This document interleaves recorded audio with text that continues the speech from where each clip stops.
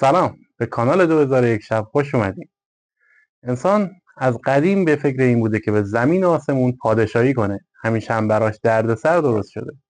حالا این چه ربطی به داستان ما داشت؟ به زودی میفهمیم. با هم بریم که داستان رو ببینیم. رستم یک سپاه جور کرد و فرستاده‌ای هم پیش شاه هاماوران فرستاد تا آخر حرف رو بزنند. اما شاه هاماوران به فرستاده رستم گفت اگه رستم بیاد اینجا باش میجنگیم، حتی میندازیمش زندون. آناناس، بدو بندازش زندون. رستم با سپاهش رفت سمت هاماوران و جنگ شدیدی در گرفت.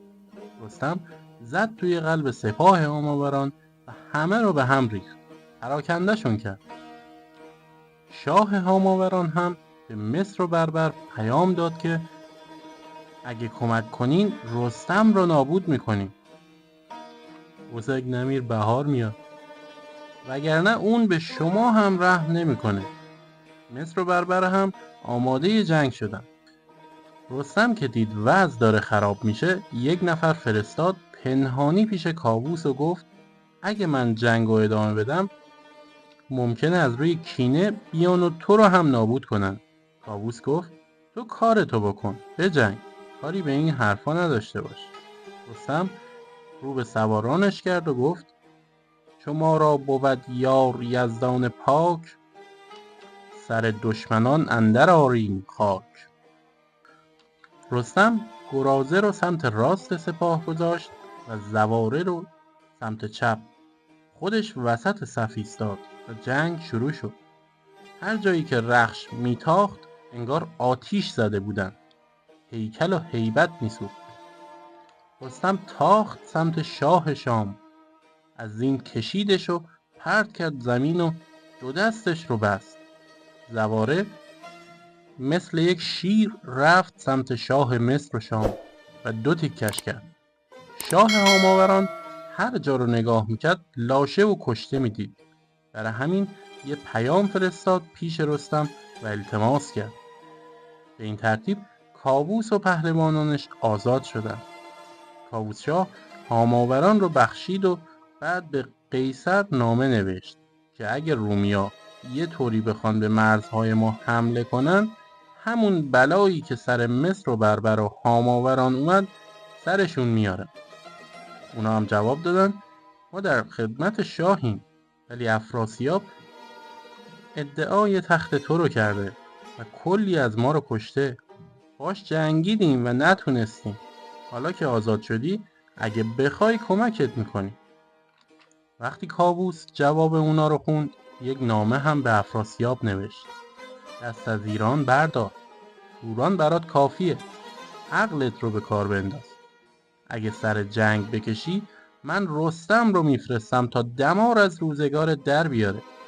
افراسیاب از این نامه عصبانی شد و گفت سرزمین ایران مال منه و هیچ کس توان جنگ با من رو نداره. پس افراسیاب هم لشکر جمع کرد و آماده شد.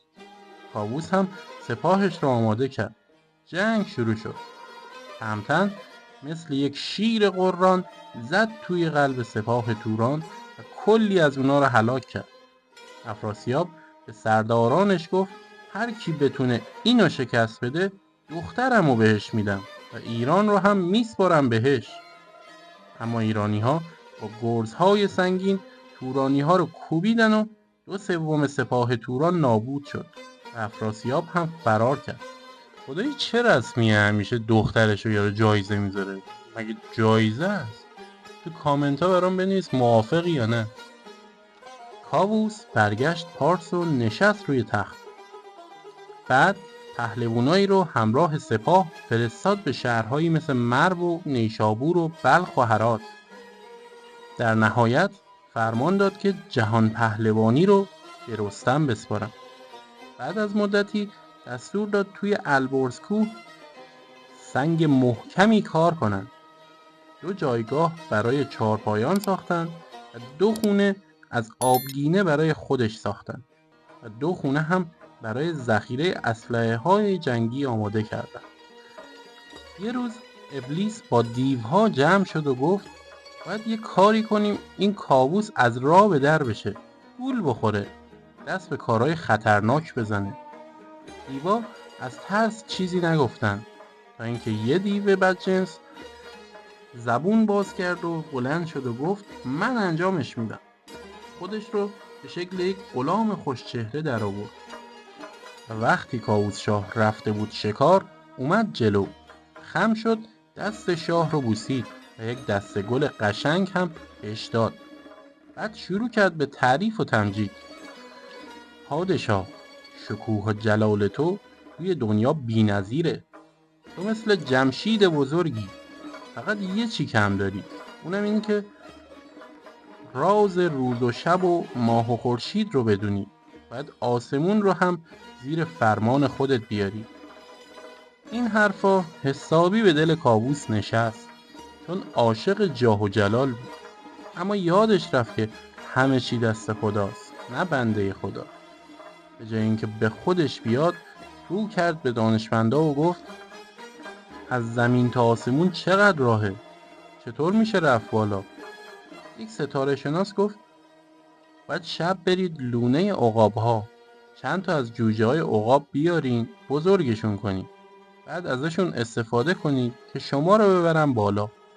شاه خوشش اومد از این ایده. عجب خری بوده از این ایده خوشش اومده. چه ایده‌ای بود؟ دستور داد جوجه عقاب‌ها رو بیارن. وقتی بزرگ و قوی شدن، تختی ساخت و 4 تا عقاب رو با زنجیر بست به اون تخت. خودش نشست روش و دستور داد گوشت جلوشون آویزون کنن تا پرواز کنن و اون رو بالا ببرن. کم کم تخت از زمین جدا شد، رفت بالا تا جایی که دیگه زمین از زیر پاش ناپدید شد. کاووس خیال کرد دیگه خدای آسمونه، اما بعد از مدتی عقابا خسته شدن، دیگه توان نداشتن بال بزنن، نیروشون تموم شد. تخت با شاه از آسمون سقوط کرد، با سر افتادن پایین توی بیشه های آمل. شاه زخمی و خسته افتاد و زار زد، از خدا طلب بخشش کرد. همون موقع خبر به رستم و گیو و طوس رسید. گودرز هم با عصبانیت گفت من شاه زیاد دیدم، اما هیچ کدوم بنزه کاووس خودسر و دیوونه نبودن. انگار عقل تو کلش نیست. رستم و بقیه رفتن دنبال شاه، پیداش کردن و حسابی سرزنشش کردن. گودرز گفت تا کی میخوای با غرورت کشور رو به خطر بندازی؟ 3 بار خودت و ما رو به دردسر انداختی. یه بار تو مازندران، یه بار تو هاماوران، حالا هم رفتی سراغ آسمون. بس کن دیگه، یه ذره عاقل باش. کاووس شرمنده شد. وقتی برگشت پارس، تا 40 روز از شرم خودش رو توی قصر پنهون کرد. شب و روز به خاک افتاد و از خدا طلب بخشش کرد. خدا هم رحمتش کرد و بخشیدش. بعد از اون ماجرا کاووس فهمید که نباید با غرور و خودخواهی زندگی کرد. دوباره به تخت نشست و این بار سعی کرد با عدل و داد حکومت کنه. از اون به بعد رستم و طوس همیشه کنارش بودن تا نذارن دوباره راه اشتباه بره. بله، اینم از داستان کیکاووس و اذیت کردناش. آخه آدم چقدر میتونه حریص و زیاده خواه باشه؟ ولی خب تموم نشده، هنوز کلی داستان دیگه هست که الان وقتش نیست برات تعریف کنم.